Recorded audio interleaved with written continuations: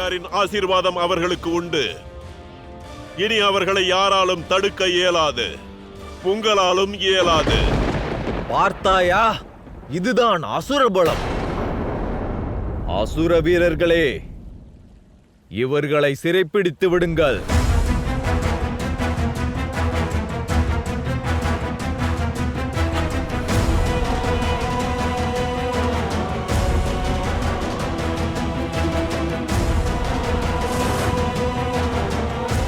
இது புது யுகத்தின் ஆரம்பம் நாராயணரே.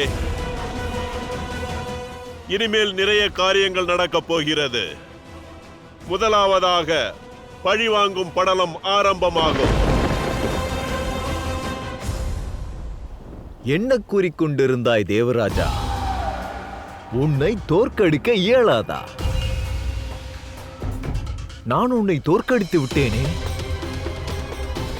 உன்னை சிறைப்பிடித்து விட்டேன். இப்போது அமரத்துவத்தின் காரணத்தால் நீ இறக்க மாட்டாய். ஆனால் யுக யுகத்திற்கு அசுர சிறைச்சாலைக்குள் வேதனைகளை அனுபவிப்பாய். எல்லாம் இழந்த பிறகு அதிகாரத்தை இழப்பீர்கள். எதை இழக்கப் போகிறோம், எதை பெறப்போகிறோம் என்பதை காலமே நிர்ணயிக்கும். ஆனால் அசுரர்கள் நிறுத்தவில்லை எனில் கர்மத்தின் தோஷத்தின் தண்டனையை நிச்சயம் அனுபவிப்பார்கள். புறப்படு, பாதாள லோகத்துக்கு செல்வோம்.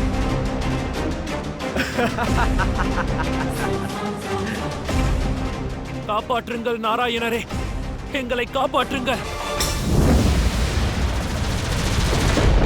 தாங்கள் தான் அநியாயம் செய்து கொண்டிருக்கிறீர்கள்.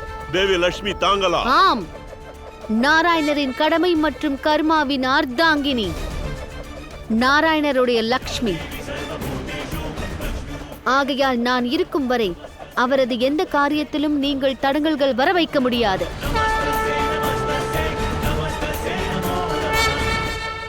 செல்லுங்கள் நாராயணரே, உங்கள் கடமையின் பாதையில் முன்னேறி செல்லுங்கள்.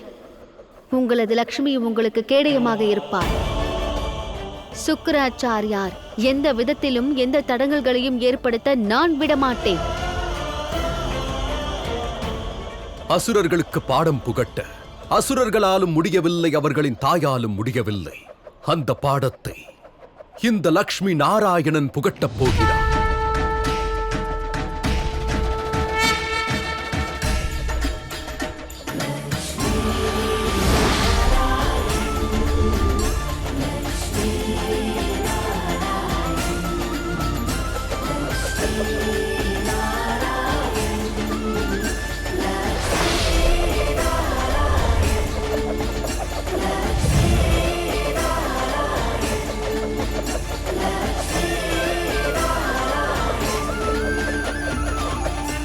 தேவி, எனக்கு வழியை விடுங்கள்.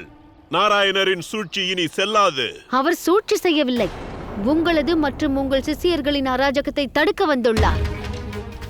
உங்களது அராஜகத்திற்கு பதில் கோர வந்திருக்கிறார். அவரே இந்த இடத்திற்கு வந்து தன் சக்கரத்தால் பதில் கொடுப்பார். நாராயணரே, அசுரர்களை தடுத்து நிறுத்தி நீங்கள் உங்கள் கடமைகளை செய்யுங்கள். சுக்கராச்சாரியாரை தடுத்து நிறுத்தி நான் எனது கடமையை கடைபிடிக்கிறேன்.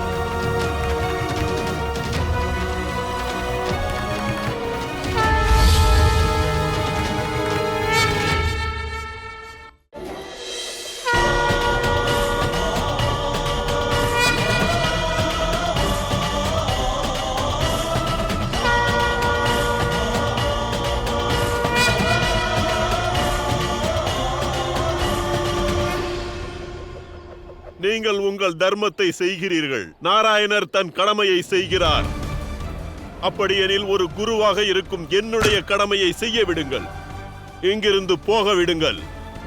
என் தர்மத்தை செய்ய விடாமல் தடுக்கிறீர்கள். உங்கள் தர்மம் எதுவோ அதை தாங்கள் சரியாக கடைபிடிக்கவில்லை. இப்போது என் முன்னால் தர்மம் கடமை என்று ஆர்ப்பாட்டம் செய்கிறீர்களா? ஒரு குருவாக இருப்பதால் அது உங்கள் கடமையாக இருந்தது. சிஷ்யர்களுக்கு சரியான வழியை காட்டியிருக்க வேண்டும். அதை உங்களால் செய்ய இயலவில்லை. ஆகையால் இப்பொழுது லக்ஷ்மி தன் கடமையிலிருந்து இவள் பின்வாங்க போவதில்லை. தேவர்களை விடுதலை செய் பலி. இல்லையே இல்லையேல் என்ன? உங்களால் என்ன செய்துவிட முடியும்? உங்களைக் கண்டு எங்களுக்கு பயமில்லை. காரணம் எங்களிடம் எங்கள் குருவின் ஆசீர்வாதம் இருக்கிறது.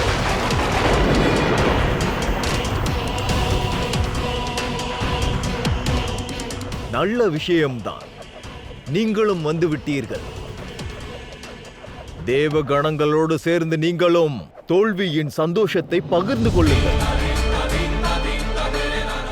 உங்களிடம் சுதர்சன சக்கரம் இருந்தால் எங்களிடத்திலும் திவ்ய அஸ்திரம் உள்ளது.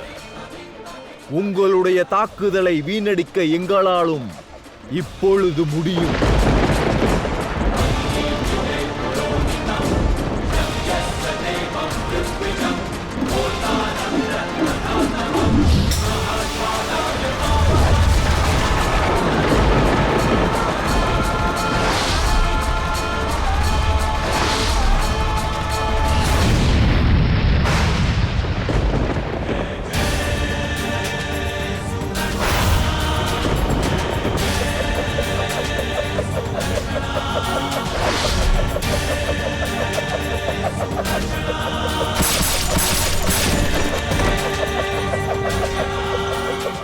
குருதேவரே,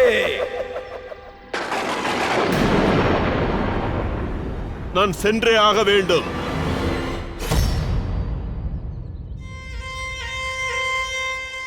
என் வழியிலிருந்து தள்ளி நில்லுங்கள் தேவி. தங்களை நல்வழிக்கு கொண்டு வரவே நிற்கிறேன். அசுரர்களுக்கு ஆபத்து வந்துவிட்டால் எதிரிகளிடம் வேண்டி நிற்கக்கூடாது சுக்ராச்சாரியாரே. அசுரர்கள் ஆபத்தில் இருக்கிறார்கள். நிச்சயமாக நீங்க அங்கு செல்ல வேண்டும். இவர் உங்களுக்கு வழிவிடவில்லை என்றால் இவரை நீங்கள் விலக்கியாக வேண்டும். நீங்கள் உங்கள் தவ வலிமையால் நாராயணரை தடுத்து நிறுத்துங்கள். சஞ்சீவினி வித்யாவை கொண்டு அசுரர்களுக்கு உயிர் தானத்தை கொடுங்கள். வேண்டி கேட்டும் விடவில்லை என்றால் இவரை தாக்குங்கள். இப்போது இவரை வழியை விட்டு விலக்குங்கள். சரியாக சொன்னீர்கள். இப்பொழுது நாராயணர் கடமைக்காக சக்கரத்தை எடுக்க முடியும் என்றால் நானும் தேவி லட்சுமிக்கு எதிராக ஆயுதத்தை எடுப்பேன்.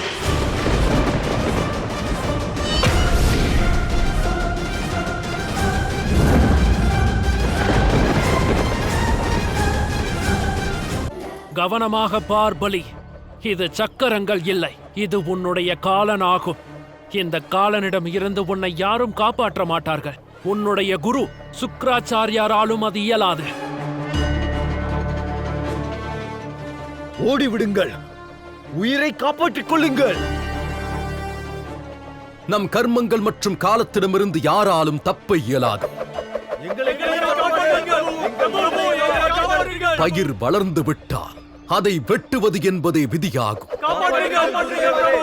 அனுபவியுங்கள், கர்மங்களை அனுபவியுங்கள்.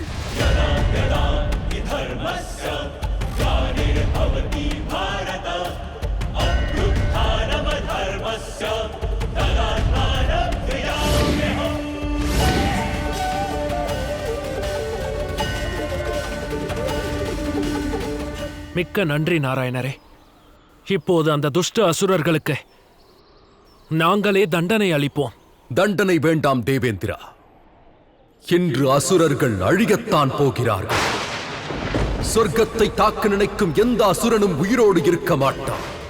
தர்மம் மற்றும் அதர்மத்திற்கு நடுவில் மீண்டும் சமநிலை நிச்சயம் ஏற்படும்.